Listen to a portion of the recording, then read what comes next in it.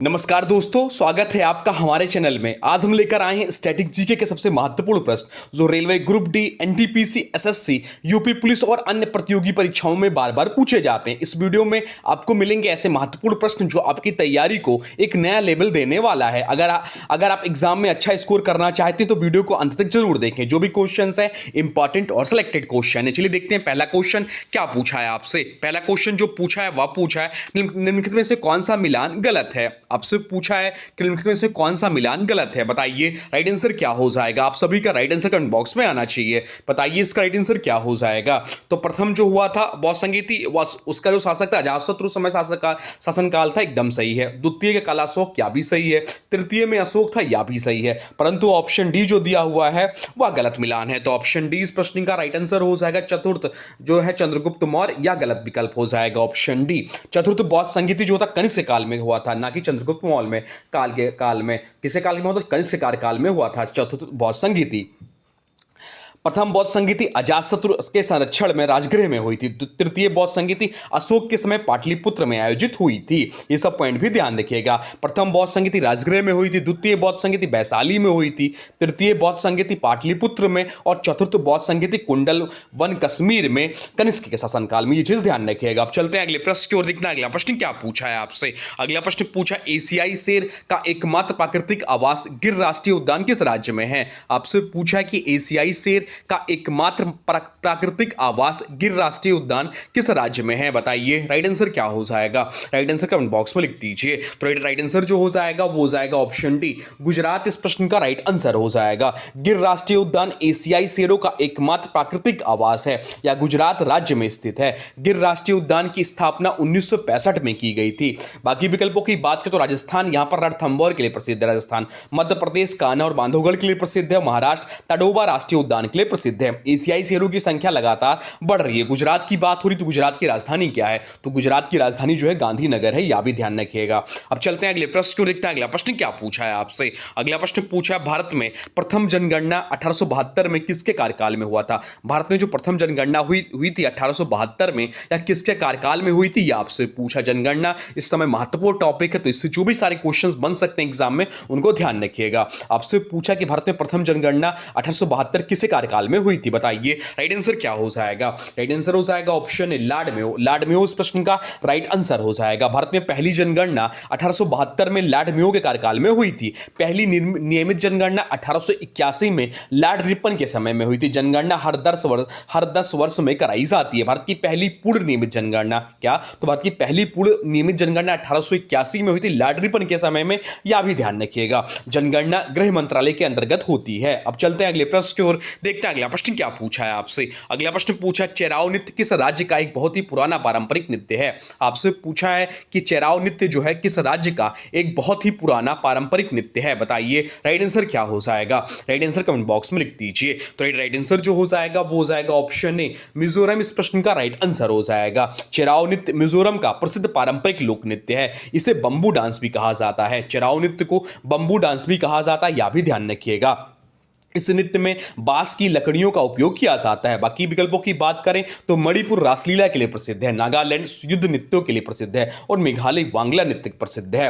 मिजोरम की राजधानी क्या है? तो मिजोरम की राजधानी आइजोल है। मिजोरम भारत के उत्तर पूर्वी राज्यों में से एक है। अब चलते हैं अगले प्रश्न को देखते हैं। अगला प्रश्न क्या पूछा है आपसे। अगला प्रश्न जो पूछा है वह पूछा है भारतीय संविधान का कौन सा अनुच्छेद समान नागरिक संहिता से संबंधित है। आपसे पूछा है कि भारतीय संविधान का कौन सा अनुच्छेद समान नागरिक संहिता से संबंधित है, बताइए राइट आंसर क्या हो जाएगा। राइट आंसर कमेंट बॉक्स में लिख दीजिए। तो राइट आंसर जो हो जाएगा वो हो जाएगा ऑप्शन सी, अनुच्छेद 44 इस प्रश्न का राइट आंसर हो जाएगा। अनुच्छेद 44 समान नागरिक संहिता से संबंधित है या राज्य के नीति निर्देशक तत्वों में शामिल है। इसका उद्देश्य सभी नागरिकों के लिए समान नागरिक कानून लागू करना है। अनुच्छेद 40 ग्राम पंचायतों से संबंधित है। अनुच्छेद 42 श्रमिकों के हितों से संबंधित है। अनुच्छेद 46 कमजोर वर्गों की शिक्षा और हितों से संबंधित है। नीति निदेशक तत्व संविधान के भाग 4 में है, इसे आयरलैंड के संविधान से लिया गया है। तो ये सब पॉइंट भी ध्यान रखिएगा। अब चलते हैं अगले प्रश्न की ओर, देखते हैं अगला प्रश्न क्या पूछा है आपसे। अगला प्रश्न पूछा है कावेरी जल विवाद मुख्य रूप से किन दो राज्यों के बीच है। आपसे पूछा है कि कावेरी जल विवाद मुख्य रूप से किन दो राज्यों के बीच है, बताइए राइट आंसर क्या हो जाएगा। राइट आंसर कमेंट बॉक्स में लिख दीजिए। तो राइट आंसर जो हो जाएगा वो हो जाएगा ऑप्शन ए कर्नाटक और तमिलनाडु। ऑप्शन ए इस प्रश्न का राइट आंसर हो जाएगा, कर्नाटक और तमिलनाडु। कावेरी जल विवाद मुख्य रूप से कर्नाटक और तमिलनाडु के बीच है। कावेरी नदी का उद्गम कर्नाटक के ब्रह्मगिरी पहाड़ियों से होता है। यह नदी दक्षिण भारत की प्रमुख नदियों में से एक है। कावेरी नदी बंगाल की खाड़ी में गिरती है, इसे दक्षिण भारत की गंगा भी कहा जाता है, यह भी ध्यान रखिएगा। अब चलते हैं अगले प्रश्न को, देखते हैं अगला प्रश्न क्या पूछा है आपसे। अगला प्रश्न जो पूछा है वह पूछा है रेड डेटा बुक जो लुप्त प्राय प्रजातियों का रिकॉर्ड रखती है कौन प्रकाशित करता है। आपसे पूछा है कि रेड डेटा बुक जो लुप्त प्राय प्रजातियों का रिकॉर्ड रखती है कौन प्रकाशित करता है, बताइए राइट आंसर क्या हो जाएगा। राइट आंसर हो जाएगा option B IUCN। Option B इस प्रश्न का राइट आंसर हो जाएगा। रेड डेटा बुक लुप्त प्राय जीव जंतुओं और पौधों का रिकॉर्ड रखती है, इसे IUCN प्रकाशित करता है। इसका उद्देश्य जैव विविधता संरक्षण के प्रति जागरूकता बढ़ाना है। IUCN का मुख्यालय क्या है, तो ग्लैंड स्विट्जरलैंड में है। अब चलते हैं अगले प्रश्न की ओर, देखते हैं अगला प्रश्न क्या पूछा है आपसे। अगला प्रश्न पूछा है भारतीय राष्ट्रीय कांग्रेस के किस अधिवेशन में पहली बार वंदे मातरम गाया गया था। बहुत ज्यादा इंपॉर्टेंट यह प्रश्न है आपके आने वाले एग्जाम के लिए, बताइए इसका राइट आंसर क्या हो जाएगा। आप लोग का राइट आंसर कमेंट बॉक्स में आना चाहिए। अगर इसका राइट आंसर पता है तो यस लिखिए, अगर नहीं पता है तो नो लिखिए। चलिए बताइए राइट आंसर क्या हो जाएगा। राइट आंसर हो जाएगा ऑप्शन बी 1896 कलकत्ता अधिवेशन। ऑप्शन बी इस प्रश्न का राइट आंसर हो जाएगा। वंदे मातरम पहली बार 1896 के कलकत्ता अधिवेशन में गाया गया था, इसे रविन्द्रनाथ टैगोर ने गाया था। यह गीत आनंद मठ उपन्यास से लिया गया है। वंदे मातरम के रचयिता कौन है, तो वंदे मातरम के रचयिता बंकिम चंद्र चट्टोपाध्याय हैं। भारत का राष्ट्रीय गान कौन सा, तो जनगण मन है। अब चलते हैं अगले प्रश्न को, देखते हैं अगला प्रश्न क्या पूछा है आपसे। अगला प्रश्न पूछा केबुल लामजाओ दुनिया का एकमात्र तैरता हुआ राष्ट्रीय उद्यान किस झील पर स्थित है। आपसे पूछा है कि केबुल लामजाओ जो कि दुनिया का एकमात्र तैरता हुआ राष्ट्रीय उद्यान है किस झील पर स्थित है, बताइए राइट आंसर क्या हो जाएगा। तो राइट आंसर जो हो जाएगा वो हो जाएगा ऑप्शन सी लोकटक झील। लोकटक झील इस प्रश्न का राइट आंसर हो जाएगा। केबुल लामजाओ राष्ट्रीय उद्यान दुनिया का एकमात्र तैरता हुआ राष्ट्रीय उद्यान है, यह लोकटक झील पर स्थित है। यह संकटग्रस्त संगाई हिरण के लिए प्रसिद्ध है। बाकी विकल्पों की बात करें तो चिल्का झील उड़ीसा में स्थित खारे पानी की झील है, बुलर झील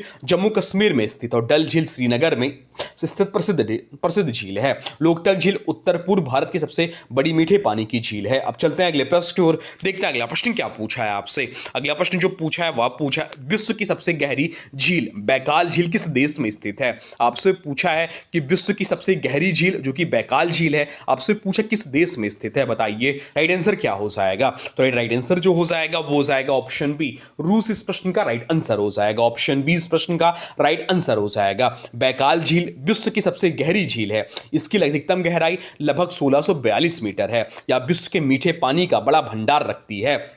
बैकाल झील साइबेरिया क्षेत्र में स्थित है। इसे यूनेस्को विश्व धरोहर स्थल का दर्जा प्राप्त है। अब चलते हैं अगले प्रश्न की ओर, देखते हैं अगला प्रश्न क्या पूछा है आपसे। अगला प्रश्न पूछा है अष्टछाप के कवियों की स्थापना किसने की थी। आपसे पूछा है कि अष्टछाप के कवियों की स्थापना किसने की थी, बताइए राइट आंसर क्या हो जाएगा। राइट आंसर कमेंट बॉक्स में लिख दीजिए। तो राइट आंसर जो हो जाएगा वो हो जाएगा ऑप्शन सी विट्ठलनाथ। विट्ठलनाथ इस प्रश्न का राइट आंसर हो जाएगा। ऑप्शन सी इस प्रश्न का राइट आंसर हो जाएगा। अष्टछाप कृष्ण भक्ति कवियों का समूह था। इसकी स्थापना विट्ठलनाथ ने की थी। सूरदास अष्टछाप के प्रमुख कवियों में से एक हैं, यह भी ध्यान रखिएगा। अष्टछाप में कुल 8 कवि थे। सूरदास की प्रमुख रचना सूरसागर थी, यह भी ध्यान रखिएगा। अब चलते हैं अगले प्रश्न की ओर, देखते हैं अगला प्रश्न क्या पूछा है आपसे। अगला प्रश्न पूछा है भारत में न्यूनतम समर्थन मूल्य MSP की सिफारिश कौन सी संस्था करती है। आपसे पूछा है कि भारत में न्यूनतम समर्थन मूल्य की सिफारिश कौन सी संस्था करती है, बताइए राइट आंसर क्या हो जाएगा। राइट आंसर कमेंट बॉक्स में लिख दीजिए। तो राइट आंसर जो हो जाएगा वो हो जाएगा ऑप्शन सी कृषि लागत और मूल्य आयोग। ऑप्शन सी इस प्रश्न का राइट आंसर हो जाएगा। MSP यानी कि मिनिमम सपोर्ट प्राइस की सिफारिश कृषि लागत और मूल्य आयोग द्वारा की जाती है। MSP किसानों को उसकी फसलों का न्यूनतम लाभकारी मूल्य सुनिश्चित करता है। केंद्र सरकार MSP घोषित करती है।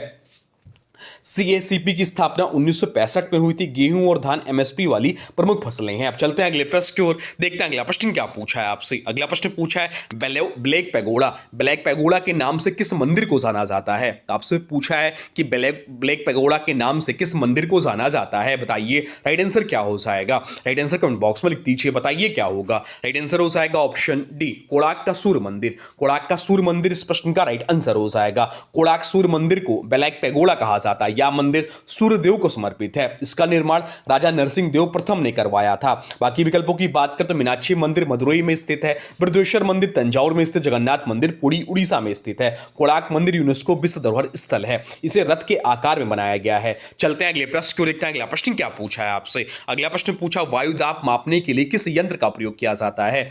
आपसे पूछा कि वायु दाब मापने के लिए किस यंत्र का प्रयोग किया जाता है, बताइए राइट आंसर क्या हो जाएगा। राइट आंसर कमेंट बॉक्स में लिख दीजिए। तो राइट आंसर जो हो जाएगा वो हो जाएगा ऑप्शन ए, बैरोमीटर। बैरोमीटर इस प्रश्न का राइट आंसर हो जाएगा। ऑप्शन ए इस प्रश्न का राइट आंसर हो जाएगा बैरोमीटर। वायुमंडलीय दाब मापने के लिए बैरोमीटर का प्रयोग किया जाता है। बैरोमीटर का आविष्कार एवेंजेलिस्टा टॉरिसेली ने किया था। मौसम विज्ञान में वायुदाब का विशेष महत्व होता है। बाकी विकल्पों की बात करें तो हाइड्रोमीटर द्रव का अपेक्षित घनत्व मापता है। लैक्टोमीटर दूध की शुद्धता मापने के लिए प्रयोग होता है। थर्मामीटर तापमान मापने का यंत्र है। सामान्य वायुदाब 76 सेंटीमीटर पारे का स्तंभ होता है। दाब की SI इकाई पास्कल है। ऊंचाई बढ़ने पर वायुदाब घटता है, यह भी ध्यान रखिएगा। चलते हैं अगले प्रश्न को, देखते हैं अगला प्रश्न क्या पूछा है आपसे। अगला प्रश्न पूछा हम्पी के खंडहर किस नदी के तट पर स्थित है? आपसे पूछा है कि हम्पी के जो खंडहर हैं वह किस नदी के तट पर स्थित है, बताइए राइट आंसर क्या हो जाएगा। तो राइट आंसर जो हो जाएगा वो हो जाएगा ऑप्शन बी, तुंगभद्रा नदी। ऑप्शन बी इस प्रश्न का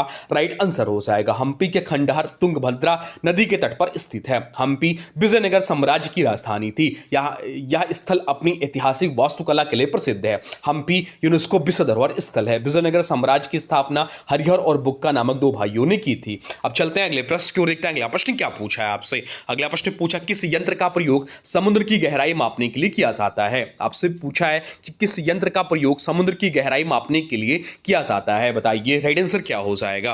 राइट आंसर हो जाएगा ऑप्शन बी, फैदोमीटर। फैदोमीटर इस प्रश्न का राइट आंसर हो जाएगा। समुद्र की गहराई मापने के लिए फैदोमीटर का उपयोग किया जाता है। यह सोनार तकनीक पर आधारित होता है। इसमें ध्वनि तरंगों की उपयोग करके गहराई ज्ञात की जाती है। बाकी विकल्पों की बात करें तो अल्टीमीटर ऊंचाई मापने का यंत्र है। हाइड्रोमीटर द्रव का घनत्व मापता है। मैनोमीटर गैस का दाब मापता है। सोनार इसका फुल फॉर्म ध्यान रखिए, sound navigation and tracking, exam में पूछता है। अब चलते हैं अगले प्रश्न को, देखते हैं अगला प्रश्न क्या पूछा है आपसे। अगला प्रश्न जो पूछा है वह पूछा है संघाई सहयोग संगठन SCO का मुख्यालय कहां स्थित है? आपसे पूछा है कि संघाई सहयोग संगठन का मुख्यालय कहां स्थित है, बताइए राइट आंसर क्या हो जाएगा। राइट आंसर कमेंट बॉक्स में लिख दीजिए। तो राइट आंसर जो हो जाएगा वो हो जाएगा ऑप्शन डी, बीजिंग। बीजिंग इस प्रश्न का राइट आंसर हो जाएगा। संघाई सहयोग संगठन का मुख्यालय बीजिंग में स्थित है। SCO की स्थापना वर्ष 2001 में हुई थी। भारत और पाकिस्तान 2017 में इसके पूर्व सदस्य बने। संघाई संगठन के नाम से संबंधित शहर है। मास्को रूस की राजधानी और ताशकंद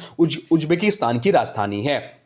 SCO का उद्देश्य क्षेत्रीय सुरक्षा और सहयोग बढ़ाना है। चीन की राजधानी बीजिंग है, यह भी ध्यान रखिएगा। चलते हैं अगले प्रश्न को, देखते हैं अगला प्रश्न क्या पूछा है आपसे। अगला प्रश्न पूछा दिल्ली सल्तनत के किस सुल्तान ने लौह और रक्त की नीति अपनाई थी? आपसे पूछा है कि दिल्ली सल्तनत के किस सुल्तान ने लौह और रक्त की नीति अपनाई थी, बताइए राइट आंसर क्या है। तो राइट आंसर जो हो जाएगा वो हो जाएगा ऑप्शन बी, बलबन। बलबन इस प्रश्न का राइट आंसर हो जाएगा।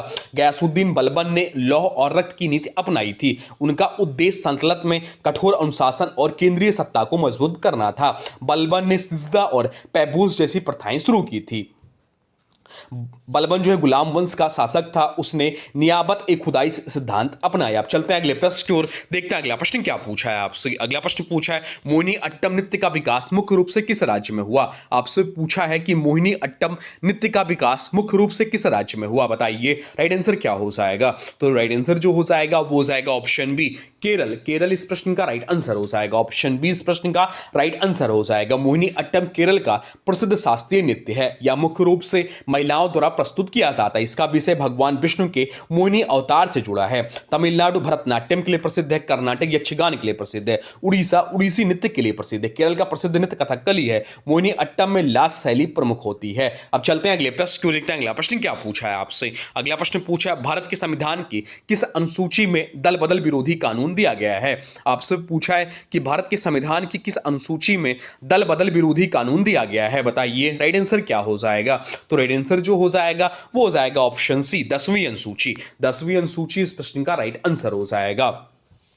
दल बदल विरोधी कानून संविधान की 10वीं अनुसूची में दिया गया है। इसे 92वें संविधान संशोधन 1985 द्वारा जोड़ा गया था। इसका उद्देश्य राजनीतिक दल बदल को रोकना है। बाकी विकल्पों की बात करें तो 8वीं अनुसूची भाषाओं से संबंधित है। 9वीं अनुसूची भूमि सुधार कानूनों से संबंधित है। 11वीं अनुसूची पंचायती राज विषयों से संबंधित है। दल बदल मामलों का निर्णय विधानसभा अध्यक्ष सभापति करते हैं। 91वां संविधान संशोधन भी इससे संबंधित है, यह भी ध्यान रखिएगा। तो ये थे आपके टॉप स्टैटिक जीके क्वेश्चन जो आपके आने वाले एग्जाम के लिए महत्वपूर्ण रहेंगे। अब आज की वीडियो से प्रश्न है, इसका राइट आंसर आप लोग कमेंट बॉक्स में बताना है। आज की वीडियो से प्रश्न है ब्लैक पैगोडा के नाम से किस मंदिर को जाना जाता है। आपसे पूछा है कि ब्लैक पैगोडा के नाम से किस मंदिर को जाना जाता है। यह आज की वीडियो से आपके लिए क्वेश्चन। इसके बारे में जो भी कुछ जानते हैं कमेंट बॉक्स में जरूर लिखिएगा। आप लोग लिखिएगा जरूर इसका राइट आंसर क्या होता है। तो दोस्तों ये थे आज के महत्वपूर्ण स्टैटिक जीके क्वेश्चन। अगर वीडियो पसंद आया हो तो लाइक करें, शेयर करें और चैनल सब्सक्राइब जरूर करें ताकि ऐसे ही महत्वपूर्ण प्रश्न आपको रोज मिलते रहें। तो चलिए मिलते हैं एक नए वीडियो में, तब तक के लिए थैंक्स फॉर वॉचिंग।